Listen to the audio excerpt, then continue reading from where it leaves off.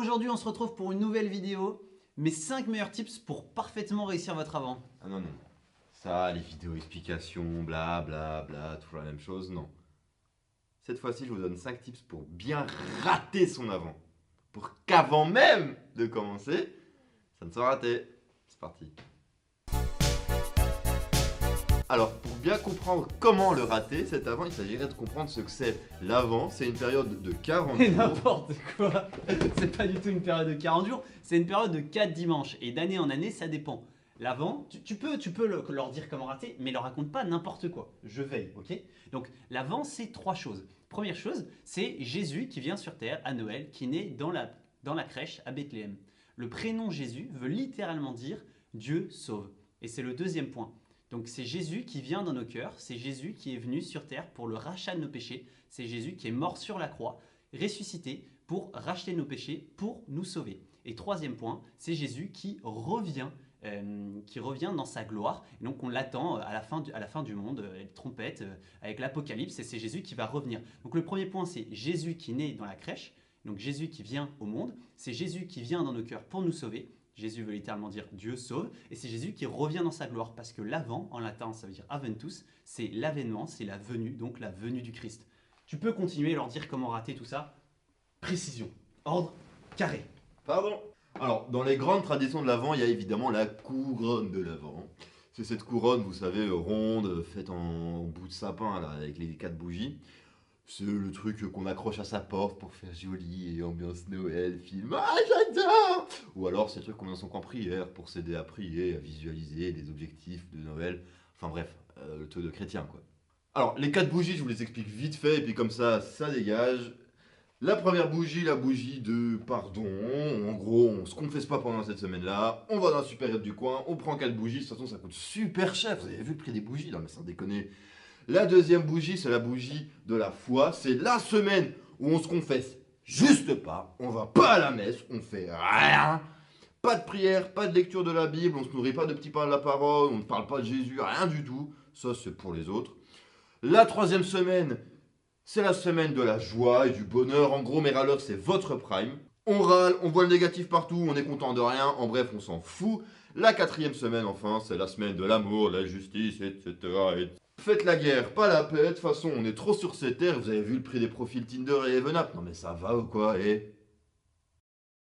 Bon, la crèche. Alors, faut s'imaginer qu'après un très long trek, niveau douche, je vous raconte pas forcément l'histoire, c'est pas à jour. Au moment de se crécher, ils ont vite déchanté quand ils ont compris qu'il y aurait personne pour les loger.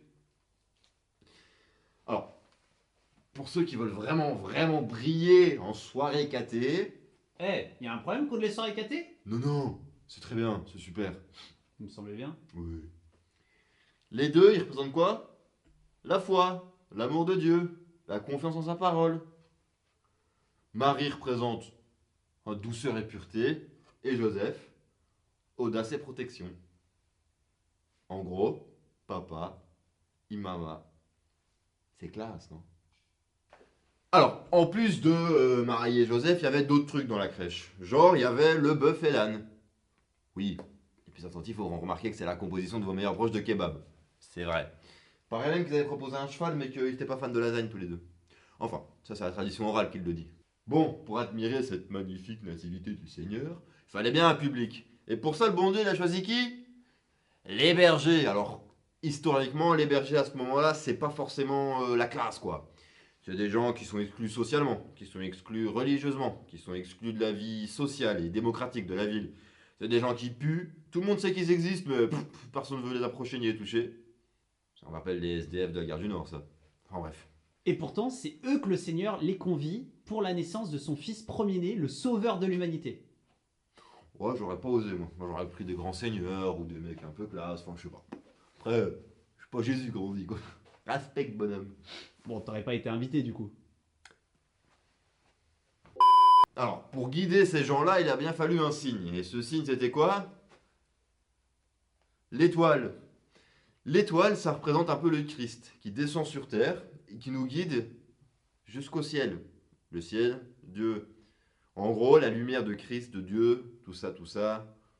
Je vous refais pas l'explication catholique, quoi. La lumière, ça représente, en gros, dans la pénombre, le Christ qui vient te guider et élève ton âme jusqu'au Seigneur. Classe les effets lumineux, hein. Faut bien des gens qui les fassent.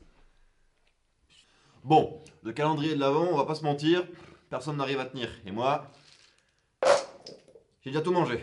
Alors, le calendrier de l'Avent, ça a été inventé au 19e siècle par des protestants pour faire attendre les petits-enfants jusqu'à Noël, mais on va pas se mentir, qu'on les mange tous maintenant ou jour par jour, ça revient à la même chose, alors foncez.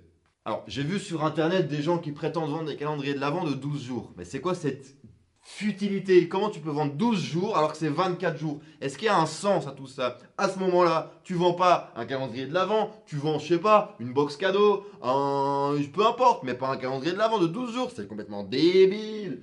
Et je vous parle pas des calendriers de l'Avent Dior, Louis Vuitton, Sephora et tout ça. Si vous comptez sur moi pour vous en acheter, vous avez bien fumé.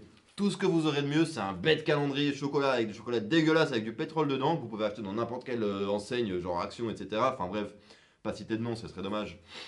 Bon, une bonne période de Noël, c'est avant tout un sapin. Et vous avez remarqué que le sapin, c'est un triangle. Un peu comme la Trinité. Dieu, Jésus, Saint-Esprit. Et en plus, ça pointe vers le ciel. Dieu existe, c'est QFD. D'ailleurs, la manière dont on orne le sapin, et ouais, j'ai utilisé un beau mot, ça fait bizarre, je sais, même moi. Les décorations qu'on y apporte ont une symbolique.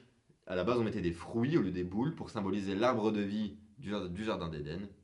Et la petite étoile qu'on met au-dessus représente l'étoile qui guidait les 4 rois mages. Melchior, Balthazar et Gaspard. Épiphanie.